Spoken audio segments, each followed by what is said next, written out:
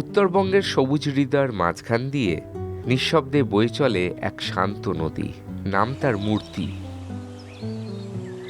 জলপাইগুড়ি জেলার এই নদী শুধু জলধারা নয়, এক জীবন্ত গল্প, যেখানে প্রকৃতি, মানুষ আর ইতিহাস একই সঙ্গে শ্বাস নেয়।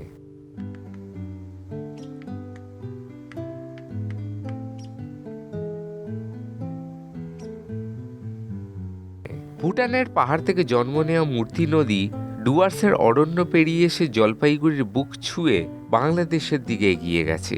আর এই পথ চলতে চলতে সে ছুঁয়ে গেছে গরুমারা আর চাপড়ামারির জঙ্গল, যেখানে নদীর ধারে এসে হাতি, হরিণ, বাইসন জল পান করে। তবে এই নদীর জলে শুধু বন্য প্রাণেরই তৃষ্ণা মেটে না, জীবন ফিরে পায় পুরো বন।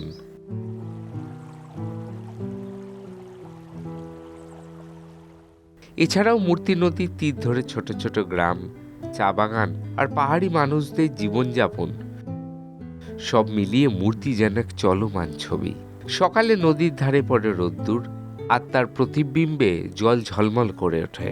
পাখির ডাক, পাতার শব্দ আর নদীর কলকল ধ্বনি সব মিলিয়ে তৈরি হয় এক অপার্থিব শান্তির পরিবেশ।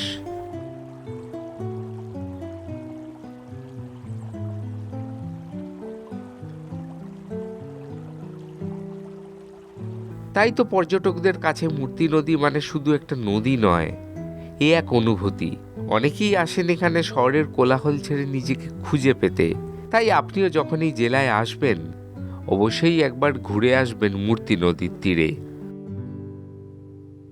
কারণ আজও সবুজের বুক চিরে বয়ে চলা এই মূর্তি নদী গল্প শোনায় উত্তরবঙ্গের।